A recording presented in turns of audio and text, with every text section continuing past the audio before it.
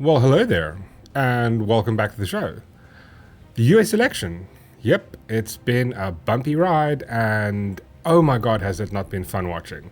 So much action, so much drama, espionage, everything you need. It's like it's watching an episode of Game of Thrones or House of Cards. It's basically House of Cards, isn't it? And will that question finally be answered? Is Orange Man Bad going to be dethroned, or will Joe Biden finally get the basement upgrade he really deserves? Move that bus! Does he deserve it? I mean, 47 years in public office, but now he's going to do stuff. Okay, cool. But I hear the basement in the White House is pretty epic. They've got lots of KIF stuff, all the bells and whistles, everything you need, nuclear codes. Yeah, it probably has a PlayStation 5 already. Damn it, the PlayStation 5. Soon, you will be mine. It might happen. Yeah. But right as of now, we're still not sure who's actually the winner. So far, media has called it for Biden, but there might be a slight hiccup. There might be some things we need to consider. What? What country you from? What ain't no country I ever heard of? They speak English and what? And that's what we're going to get into. The whole question of voter fraud or irregularities in the election. So before you scream at me, there's no such thing as voter fraud, all right? Everybody knows it. It's just a conspiracy theory. You don't need to be a parrot. Calm down. So let's try and be adults for a second and look at all these alleged claims and reports of voter fraud irregularities happening and rationally determine if there's any validity to the claims being made of voter fraud irregularities or if there are any red flags. So because this is really intense and there's just a lot of data, there's a lot of information, I kind of made some notes, make sure I get everything spot on. So let's start off with some statistical impossibilities to consider. And one of those is voter turnout. And that's how many people rocked up or voted or mailed in compared to how many people are registered. So Joe Biden basically smashed every single record. He beat Hillary and Obama. I think he beat the 100-year record for the highest voter turnout, which is kind of bullshit. Now, the reason this is a little bit suspect is because of how we saw his rallies beforehand. And it's very suspect when you consider the following. Voter turnout is directly tied to voter enthusiasm. And Joe Biden broke historical records of the lowest voter enthusiasm. If you look at the rallies that Joe Biden versus Trump. I mean, the thing is, do you honestly believe this guy beat this guy? First red flag. The second statistical impossibility is basically what happened in Georgia, Virginia, Wisconsin, and Michigan. Late in the evening on election day, Trump was leading all three of those states. Then suddenly counting stopped, was paused. Just after 9, 10 o'clock in the evening, all four of those states suddenly halted counting, which is already a bit weird. Usually you count through the night. People work in shifts. And in the dead of night, at about 4 a.m. in the morning, both states received massive vote dumps. And can you guess who they went to? Come on, man. So the first one was in Michigan, about 141,258 votes all going towards Biden. 100% of those all went to Biden, and 0 went to Trump. And this was picked up by someone on Twitter and immediately censored. Well done, thanks Twitter and Facebook for the great work that you do. Ministry of Truth. Only the next day it was reported that it was actually human error. Someone accidentally added a 0. Bullshit. Sure. Red flag 2. The same thing then also coincidentally happened in Wisconsin. At about 4, 5 in the morning, 120,000 votes on, this is the Wednesday the 4th, early in the morning, 5 o'clock in the morning. This is after everything was paused. 120,000 votes were suddenly dumped, all in favor of Biden.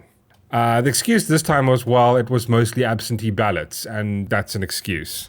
But again, not a single one went to Donald Trump. Okay. Unfortunately, it doesn't stop there. So the exact same thing also happened in Virginia, where 309,000 votes also went to Biden, giving him a lead. This time it was software related, but I'm going to get into that a little bit later. This is a mathematical impossibility. Imagine flipping a coin getting heads 120,000 times in a row, or 141,000 times in a row. Bullshit. It's absolute bullshit. I mean, there's no way this can happen. And we know it's completely bullshit because ballots were not sorted beforehand by the post office. And even if they did, that would be illegal. All these ballots get mailed into the post office, dumped in a bag, and it rocks up at the county and it gets counted. I mean, that's from all over. You're not going to have one bag that's been pre-sorted for someone. Alarm bells should be ringing. And it is. Red flag 5. We then later found out from a sworn affidavit, someone who witnessed this and was testifying against it, there were boxes of ballots delivered at 4 in the morning. So this is an eyewitness corroborating one of the previous things. They were delivered 4 in the morning on Wednesday the 4th of November to the counting center in Detroit, Michigan, via the back door.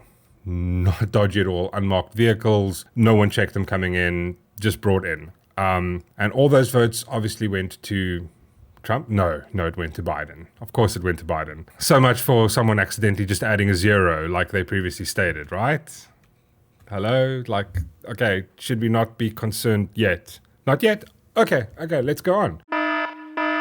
But more shenanigans in exactly Detroit, Michigan. Evil shenanigans. It was also reported in this affidavit at 4 a.m. when these ballots were delivered, none of the ballot names corresponded to any registered voter. The people counting were instructed by election officials to assign these ballots to any registered voter who had not yet voted and to falsify by backdating them to before 8 p.m. the previous night.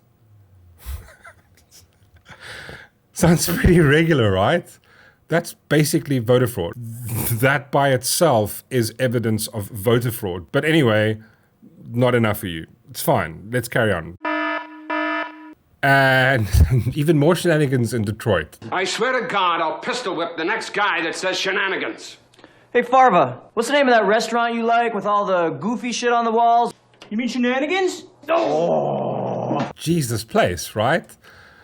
Democrat run, by the way. Shh. In the 230-page sworn affidavit, it also describes tens of thousands of unsealed absentee ballots arriving at 9 p.m. later that Wednesday night. So you had the 4 in the morning ballots being delivered, then 9 o'clock the next night, more ballots were delivered. All going to Joe Biden.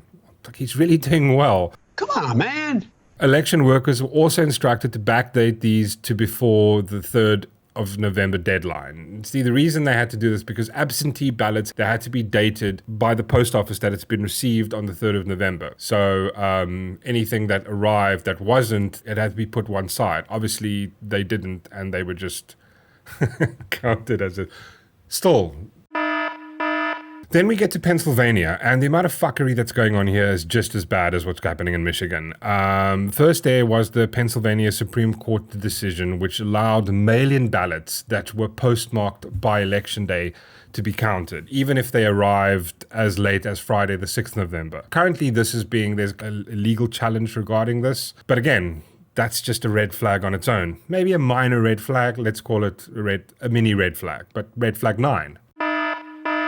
And on top of this, also in Pennsylvania, we have the Project Veritas video, and you can actually go to the Project Veritas and have a look at it. And basically what happened there, a postal worker in Pennsylvania who had come forward and will be testifying that his superior at the United States Postal Service instructed him and fellow workers to sort mail-in ballots that arrived just after Election Day and then backdate postmark them to before Election Day or on Election Day so that they would be counted. Still not convinced. Something spurious is happening. Not even a little bit suspicious. Another statistic anomaly, and guess where? Yes, in Pennsylvania, because we're there right now. Basically what happened there as well is that somehow Joe Biden gained 1 million votes on Trump after Trump was in the lead by 700,000 votes. So Trump had a 700,000 vote lead, and Joe caught up by 1 million votes. Bullshit. Again, super irregular, pointed out by statistical professionals, data analysis. People who watch elections, understand these trends, looked at this and went, that's very unlikely because the way graphs flow, there's a slow count, like you don't take a massive, like this. Yeah, that's where it comes from. It's irregular. Still more? It's still no reason to investigate. That was red flag 11. And also, still in Pennsylvania, there was a software glitch which removed 23,000 votes from Trump's vote totals and gave it to Biden. That's normal, right? What? How can someone in the media not go, like, hey, hold on, good Lord. You know the thing. And this was in addition to all the other shit going on. Again, red flag number 12. Then the same computer glitch happened in Michigan and switched 6,000 votes from Trump to Biden. And when people were catching this live on air, as the counts was going there, they were going, wait, why did it minus there and get added to Biden? Yeah, people started picking it up. Red flag 13. Same thing happens in Georgia. 16,000 votes were switched by the infamous glitched software, but later it was corrected, saying it was human error. Bullshit. Really? Another glitch in Wisconsin. Super glitchy, like software, right? Like, you guys not do an update? Like, check Windows, check your firewall? I don't know. 19,000 votes switched from Trump to Biden. Like, it was counted for him and then the software changed it over. Still, conspiracy theory. Sure, cool. And something very interesting to note about this software, this very super glitchy software that really loves Joe Biden. It's like it's probably AI that came alive and it really loves Biden. But the software is called Dominion Voting Systems, which is used by about 40% of American voters. That's massive to have these kinds of issues happening in just the states Biden needs to win. Coincidental, right? Sure. That same company, Dominion Voting Systems, has donated money to the Clinton Foundation, has indirect ties and kind of some direct ties to high-ranking Democrat politicians. Of course they do. I'm sure this is nothing to be concerned about. We also have an estimated 40,000 dead people who have been voting in Pennsylvania, Nevada, and Michigan. That's what they know of, and kind of the list is apparently growing. Dead people are voting. Oh, Lord. I see dead people. Also, so far they've found that about 15,000 people who voted in Nevada also voted in another state. Yeah, is it looking like fraud? A little bit of fraud? Maybe just a crumb of fraud? Just a crumb fraud, maybe? Nothing? Okay. Another very interesting find was about 450,000 ballots only had Biden selected and no download. So basically means they only selected the president of the country and they didn't vote for the senator or the governor of their state, anything like that, which is very uncommon. It hardly ever happens, and not by 500,000 just for one state. And this was in a key battleground state where Joe Biden needed to win. Obviously. Like, you can't make this up anymore. Well, apparently that's what the mainstream media is saying. This is all made up. But anyway. And this is very strange also when you compare it to the rest of the country, where no one does this. The average voting custom, it's no one just votes for the president and leaves the rest of it blank. It's almost like these were quickly filled in. But that's just me speculating. Voter fraud's being disputed. Is it? Right, that was red flag 19. Jesus, 19, hey? We're there already. We also have reports of mail-in ballots that do not have any witness signatures or witness addresses on them as required by state law, and allegations that election workers have actually signed them as witnesses. About 200,000 ballots in Nevada and something like 600,000 in Wisconsin. If you're an election official doing that, that's considered voter fraud. But 600,000, 200,000, not widespread enough, right? Then there was a report of the GOP poll watchers who weren't allowed to oversee countings in some of the key states. And even in some key states, they were completely banned, like in Michigan. Even after they got a court order which allowed them in, officials still wouldn't let them oversee or make sure that the counting was being done correctly. Kind of know why now, right, eh? That's why they were boarding stuff up. All of those millions of votes that came in for Biden. Also, then there's a whole bunch of online videos, ballots being thrown in the garbage, ballots being found in the garbage. They're not allowed to be discarded. They have to be kept. It's almost like being audited. There's people burning ballots online. They was getting mail-in ballots, like 10 to their house, filled them in and sent them back. You know, they made videos of this stuff. People sitting in counting booths, it looked weird. There's a lot of this stuff. So we're going to put that all into one basket and just call that another major red flag.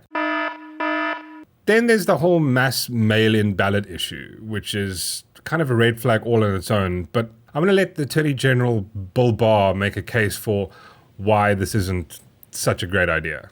This is a, sort of cheap talk to get around the fundamental problem, which is the bipartisan commission said back in 2009 that mail-in voting is fraught with the risk of fraud and coercion. But since that time, there have been, in the newspapers, in networks, academic studies saying it is open to fraud and coercion. The only time the narrative changed is after this administration came in. But elections that have been held with mail have found substantial fraud and coercion, okay? Because that kind of thing happens with mail-in ballots, and everyone knows But there are individuals, cases, but as far as widespread fraud, we haven't seen that since... well, we haven't had the kind of widespread use of mail-in ballots that's being proposed. And if you don't want to believe Bill Barr because, he was appointed by Donald Trump, then how about a Democrat election official from Georgia that without a doubt they're going to find people who voted twice? We are going to find that people did illegally vote. That's going to happen. There are going to be double voters. There are going to be people who did not have the qualifications of a registered voter to vote in this state. That will be found. Oh. Just a question. What is another word for double voting in maybe the same state numerous times, or maybe voting in one state and then going to vote in another state? What is another word for that? Oh yes, voter fraud, right? But hey, doesn't exist. So the final irregularity, and probably the most damning, obviously has to do with the Dominion voting system software, the one used by about 40% of America, which they voted on. But before I get into that, let's hear what the mainstream media has to say about voting systems. What are their thoughts? Let's hear from them, shall we? Voting machines are technically computers, and computers, of course, are hackable. And there were already some red flags. One machine in Iowa had 300 ballots fed into it and somehow produced 4 million votes. Unfortunately, while they put the patch out in 2006, we know the state of Georgia just never installed it. Because a recent court case found their machines had not been updated since at least 2005. Are the Harris County voting machines connected to the internet? Never. So is it ever connected to a modem? Nope.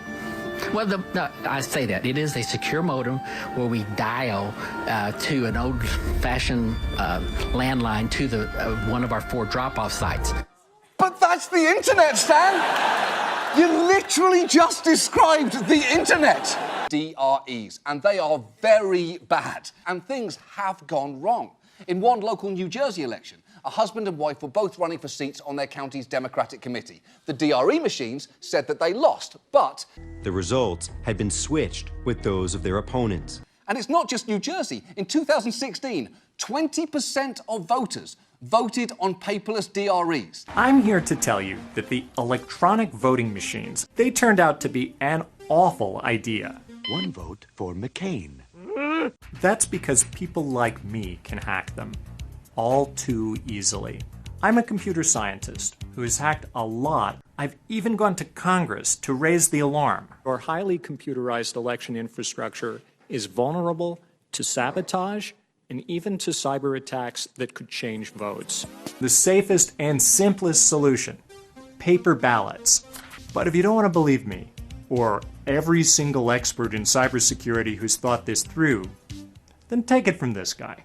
It's old-fashioned, but it's always good to have a paper backup system of voting. It's called paper. These are the same people that are going like, there's no such thing, election fraud never happens. That's from the New York Times. And John Oliver, multitudes have come out going about there's election fraud, it needs to be investigated. But remember, it's still just a conspiracy.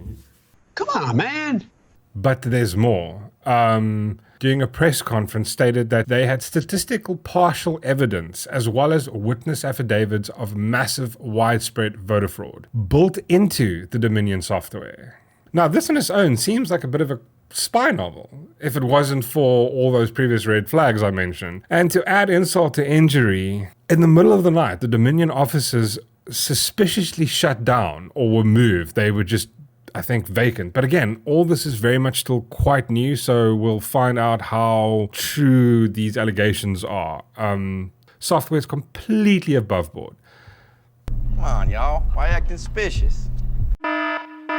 This is the last one, completely last one. This is also obviously regarding the software, but it's more of a technical kind of issue, and that is that the Dominion servers were situated in Germany, which technically violates election laws because a foreign country basically is in possession of American votes. So there's a constitutional legal argument there. I'm not the one. Again, another major red flag. That's an ungodly amount of red flags. That's an ungodly amount of irregularities. I mean, at least half of these things I've brought up, though, these 25 red flags, I bet half of them, even a quarter of them, is actual voter fraud. Here's a serious question. After seeing any of this, would any rational thinking person, or any journalist for that matter, look at any of this and go, that's just way too many inconsistencies. That's way too many red flags. That to all be just a coincidence. I mean, how is it possible that each and every counting mistake, software glitch, statistical and mathematical impossibilities, witness testimony, illegal activity, how does all of it end up favoring Joe Biden? Each and every time. It's impossible.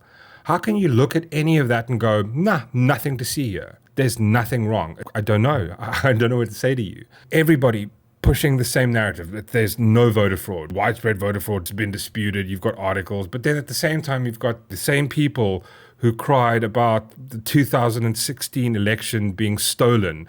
The same people who wanted to impeach Trump before he even walked into office for no fucking reason, who knows why. The same people who demanded a 3.5-year, $48 million investigation into the election being hacked, right? Remember Russia? 24-hour non-stop news about the president of the United States being a Russian agent who stole the election. Every high-ranking Democrat politician was coming out saying that they've got irrefutable evidence of Russian collusion. They rigged the election. 4 fucking years of that, non-stop. And everybody in the media just going, yes, that's what happened. And all of that, 4 years of all that shit was based on 2 red flags. 2 things. Can you guess what those 2 things were? It was a dossier paid for by the Clinton Foundation to Christopher Steele, who made up a fantasy novel about President Donald Trump going to Russia before he was president, pissing on Russian hookers and colluding. That was the one red flag. That was the basis for it all. And the other thing was him making a joke during his campaigning, telling Putin, if you should find the emails of Hillary. That was those 2 red flags. That's what the entire 4 years of that shit was all about. But 25 things, these 25 serious ones, and I left out half the conspiracy shit. This is the main ones. Do you not think they should look into this and go, wait, hold on, it looks like there's something going on. It looks fucking suspicious. All these shenanigans. Oh. I mean, what journalist is worth their salt is just going, nah. If this doesn't make you just sit up and go, wait, hold on, just stop and think about it. Remember the social dilemma? How these media companies influence people? If they're censoring anybody providing any other narrative than what the establishment is dishing out to you, don't you think you should go, wait, hold on? Though the same people who said there's no voter fraud said there was voter fraud for the last 4 years. Do we not have any memory? Like there's 3 kinds of people. Either we're willfully ignorant, and that don't mean in the mean way. You're living your life. You pop on social media for 5 minutes and you see the news. That's basically, you turn the radio in the morning and this is what they're saying. You're going, oh, well, that's probably what it is. You don't question it because you don't have the time in your life. Then there's people who follow this and they're going, no, like this is... establishment says it, every news company says it, or you just don't care, you just hate, you've got TDS to such a degree you don't care if these people lie, cheat and steal as long as you get your way. Orange man, bad guy. Say what you want about him, he's an asshole. Yes, everybody knows he's an asshole, but like, let's not let go of all sense of reality for a second. We're moving into a literal ministry of truth where there's this orthodoxy. It's like the fucking back in the day with Spanish Inquisition. That's literally what this is. Oh, wait, we can't think for ourselves. Oh, wait, hold on, voter fraud. Oh, no. There has to be a warning under everything. Do they put it on alcohol and cars? Like, are we that stupid? Where are we going? This is the beginnings of fascism. This is what it looks like. It's not Donald Trump who's a fascist. It's people who don't allow you to say things or see things. And like when you do see things, they correct you on, oh, well, this is actually, you know, you don't believe this person. This is honestly scary. If the only thing that I don't give a shit who wins, if it's Trump or Biden, I really don't care. The fact that this is pointed out, that this is going on, it should be a wake-up call to the entire world. I mean, if COVID wasn't bad enough, we've got this, and we're just sitting there going, just like nodding with bovine agreement. Yeah. Our overlords, they tell us what we must think. As soon as they tell you there isn't something, you're going, wait, hold on, wait. Why would they say that? Why would they need to put a warning label on? If it's so fucking obvious, because it's not. Anyway, I hope this informed you just a little bit. Hit the things. Like, subscribe if you want to. Be cool. Check out our merch store. And I hope you enjoyed the show. I hope this was informative. I hope you learned something. I'm not here to indoctrinate you. I'm just going like, it seems like we're hearing things from one side only. As much as you don't like Trump, you don't have to. But like, just because you don't like him doesn't mean 100% of what he says is completely wrong. Like, both sides, a government is always the problem. At least listen to both sides. I mean, I force myself to watch news shit I can't stand. But it's like, you need to see both sides. Don't just read a headline and go, oh, that's the truth. Go look at how these people write stuff. If you see an image of like President Trump looking like an insane person and Joe Biden looking great, or the other way around, wait, hold on, you're trying to push a specific thing. Again, I'm not going to be impartial. I am biased. I'm against tyranny in these things. I'm trying to bring some humor into it because I try and bring a balance to these things. Like, there should be a bit of balance because I think it's very much one-sided. As much as everybody hates Donald Trump, I think he's getting too much flack. People hate him for no apparent reason just because the media told you to hate someone. I think that's stupid. I don't think anybody should do that. Make up your own mind. Don't take my word for it. Don't take the media's word for it. Make up your own mind. Watch this video, go watch someone else's video, and then make up your own fucking mind. But don't just read things and go, oh, this is the truth. Like, explain it to me. Read the entire document, read the article, and then read someone opposing view's argument, because you'll always find the truth is somewhere in the middle. So, yeah, and I hope you enjoyed. Thanks so much for watching, and tune in soon. Hopefully very soon. Cheers.